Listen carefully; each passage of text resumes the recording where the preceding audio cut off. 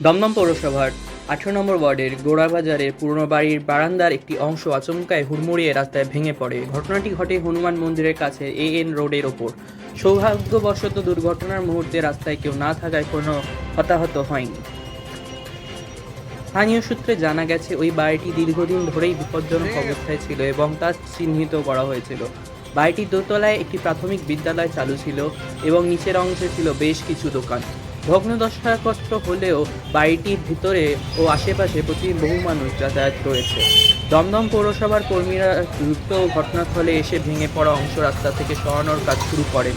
যদিও এদিন জনসংখ্যা কম থাকায় এবং স্কুল ছুটি হয়ে যাওয়ায় বড় দুর্ঘটনা এড়ানো গিয়েছে, কিন্তু স্থানীয় বাসিন্দারা আশঙ্কা করছেন এটি কোনো ব্যবস্থা সময়ে ঘটলে প্রাণহানির সম্ভাবনা থাকত।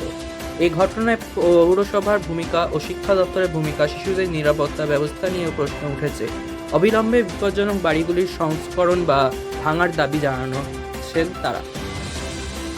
বাড়িগুলো বিপজ্জন্য আছে, যখন তখন ভেঙে পড়ে যেতে পারে।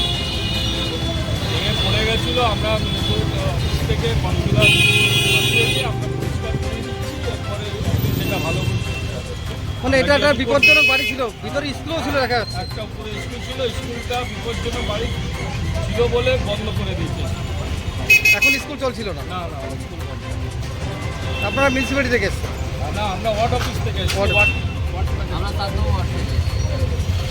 কি নাম? যেহেতু এটা আমাদের ওয়ার্ড না, তাও আমরা এটা 18 নম্বর ওয়ার্ড আছে। আমরা 7 নম্বর আমরা বলে